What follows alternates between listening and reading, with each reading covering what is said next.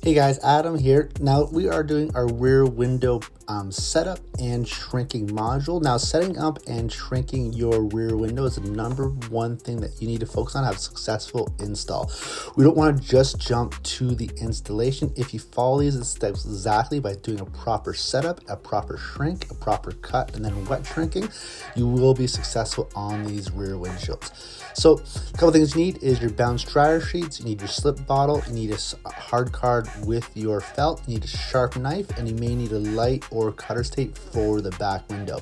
Now let's get into those steps, follow them, practice, and let's be successful on these back windows. So in showing you a few steps to make this very, very easy. If your window tinter is struggling on rear window cutting, shrinking, installation, we'll make this process extremely easy. Now, first thing we're gonna do is we have this wiper in the way right now. We always want to get rid of those. So a couple times I can just pull this up and it's gonna stay up. On this model, it doesn't. So I want to actually take it off the rear window here. So I'm gonna pop off this little cap here. Then with my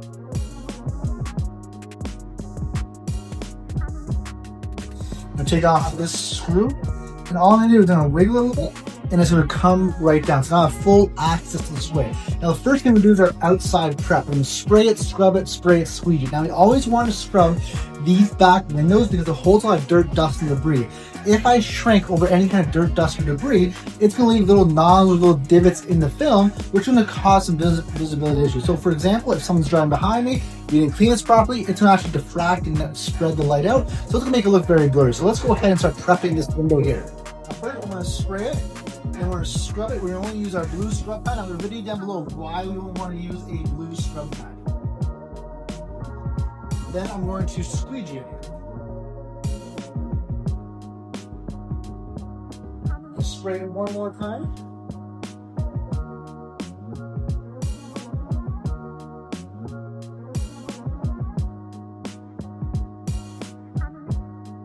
Then I'll wipe off anything, any kind of excess dirt or debris on this glass.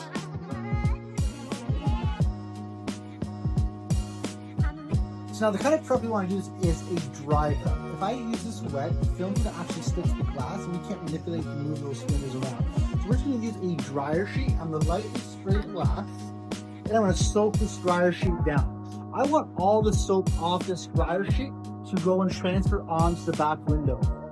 This is nice and wet. Now we want to bring it all the way through. We want a nice even coverage.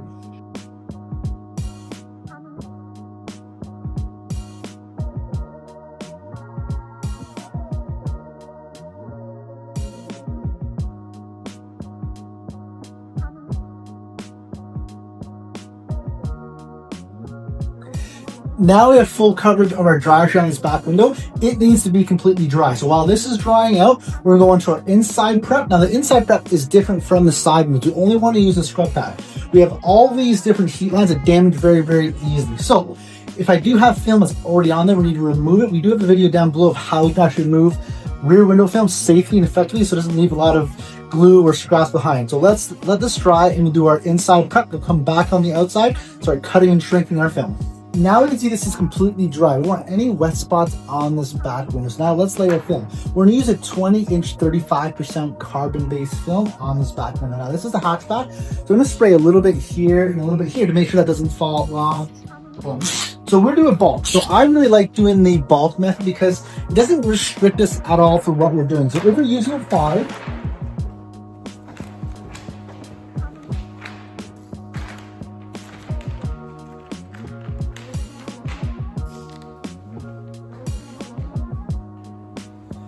now we like doing the bulk method at the 10th calorie because for using plots, we use an exact cut and zero room for error. So I'm going to do first step is a rough cut. So I'll lay my film out, make sure we have complete coverage of the wheel, but I'm just going to rough cut anything that's hanging off the glass to get rid of it. So I have this hanging off the glass here. I'm going to cut that off. And cut that off. So we have our piece that's across here. Now, the secret of doing a proper rear window is the setup. If you set this up properly, it's very easy to do. So I take either hand and I'm going to bring the film out coming across this way. I want to follow the curvature of the glass. You see there's a natural flat line that's sitting in the glass? That's our flattest part. So across that natural flat line, I'm going to reinforce that line reinforce this line here. So we're splitting it into two. Now we have a couple things that are popping up this way. I want to push those up to the center. Then I'm going to block it so it doesn't come back into the side here.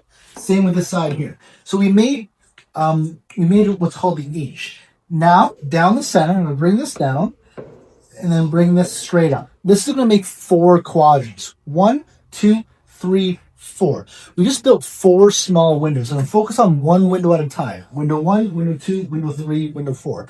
Now, if you watch our other videos, fingers always need to be going vertical. So I want to bring my fingers through to make sure those are going vertical. Now, to shrink this film, a couple of things that we need to remember. Film only shrinks factory to factory, so this way or this way. Also, this is a lot more curved than a side window, so I don't want to attack this entire finger. I want to work in 2-inch segments, or I'm going to follow tweaked heat lines coming all the way across. My flattest part of the glass is in the center. My most curved part is the outside. So I want to push all this film to the center where my flattest part of the glass is. Now I'm going to just go through, work on 2-inch segments here. Work myself all the way across, 5 seconds of heat.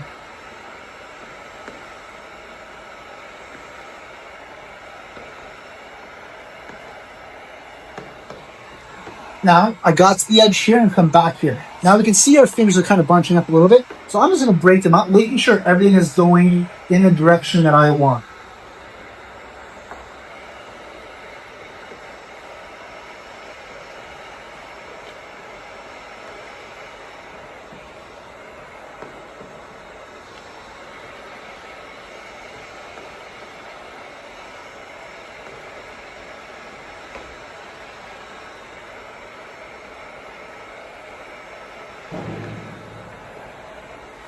Now that's completely flat. I do have a little bit of burn here, but that doesn't matter because we'll come back to that a little bit farther after.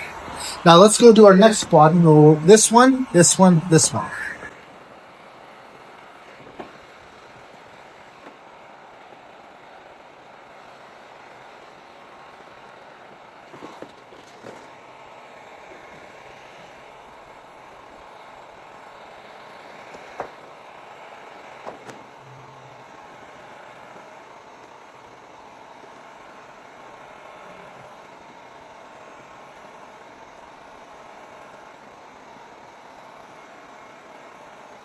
Now our window's completely flat. The next thing is to scroll our exact cut.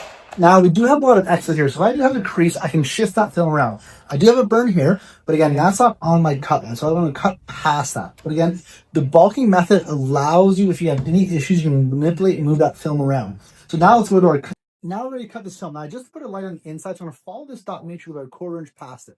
I always want a fresh blade, so I'm not going to scratch up the windows. 0.2 pounds of pressure, and I'm going to follow that dot matrix all the way around.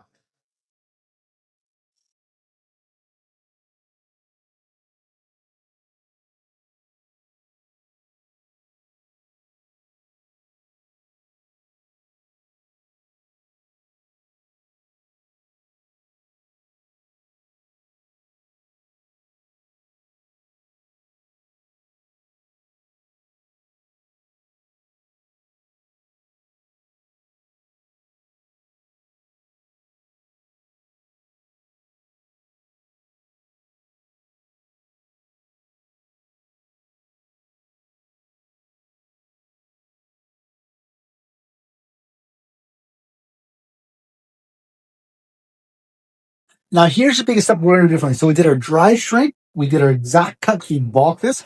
Now we're doing wet shrink. Now a lot of guys are going to go right from this step and go install in the glass. We always want you to do a second shrink. We feel that when you do a dry shrink, you only shrink 95% of the way.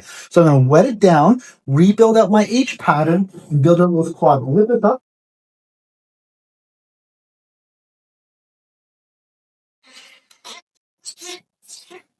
Now with my hand, I'm going to push everything flat. So I don't want to use my hard parts and go across any big pockets over top of that.